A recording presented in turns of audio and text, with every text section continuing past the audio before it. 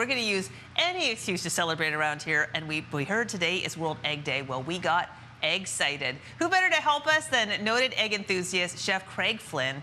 Good morning, Chef Craig. So you're on behalf of our partners, the Egg Farmers of Nova Scotia? Yes, I am. I've been working with Egg Farmers of Nova Scotia for a number of years, representing 24 egg farming families in Nova Scotia, about 1,200 across Canada in 10 provinces in the Northwest Territories. And we're focused on celebrating local.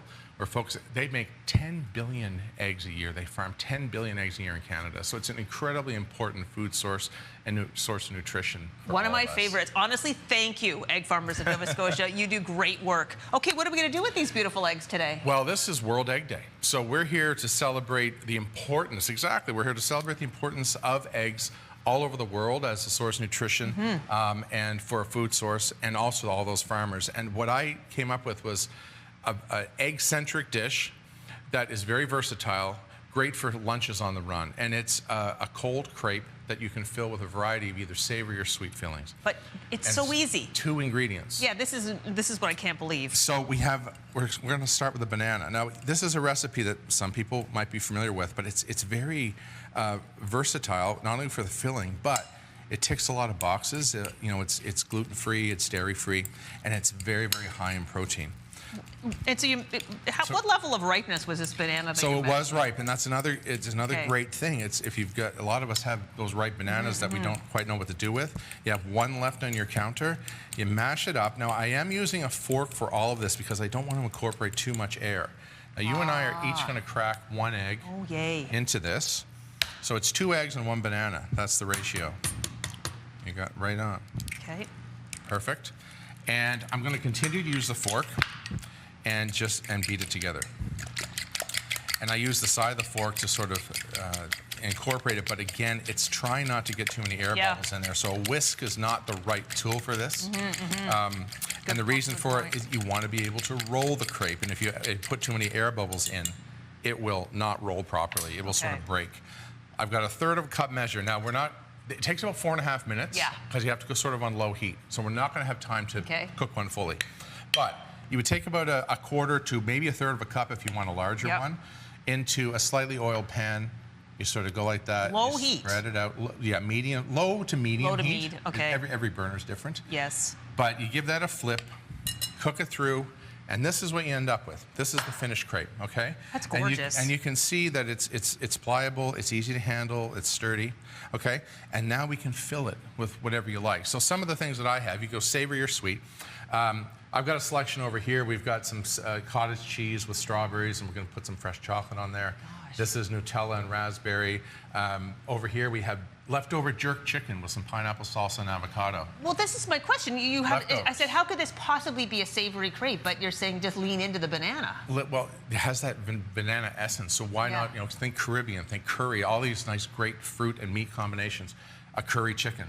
Why don't we do our first one here? We'll actually. Oh my gosh! So this is a curry chicken with a bit of dried apricots, celery, a touch of apple, and you just sort of roll that up. I hope your family loves and appreciates you the way you deserve to be loved and appreciated, Craig. Oh, thank you very much. You come up with these amazing recipes. It would be lovely to be in your household. Thank you.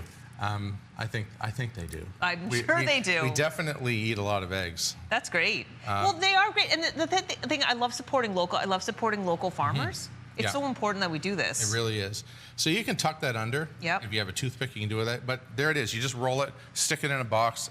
We have enough time for another one? Yeah, we sure do. Let's do the savory, let's do the sweet, and then we'll taste them. So why don't we do a cottage cheese? I love cottage cheese. This is really healthy.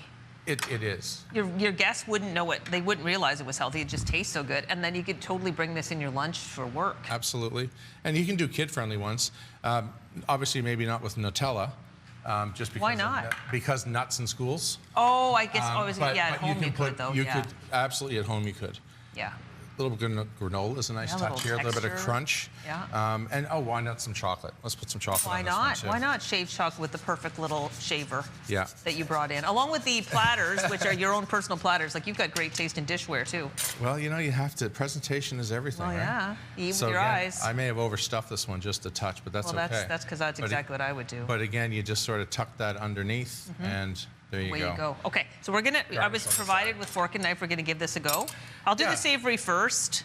That's Oh, what wow. I would do. You know, I'm just gonna pick it up with my fingers because this is a Perfect. big piece.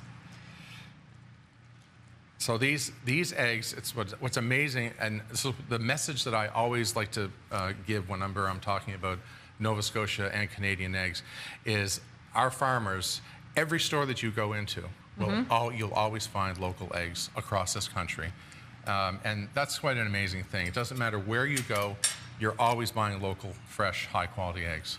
Eggs are wonderful. Like seriously, I really am grateful to the egg farmers of Nova Scotia. They do wonderful work, and they make great, beautiful product. Yeah, I'm watching you eat because I'm hoping that your reaction is what I need. Well, you're talking. They're both delicious. You were giving us an important message about the egg farmers of Nova Scotia, so I was able to chime in.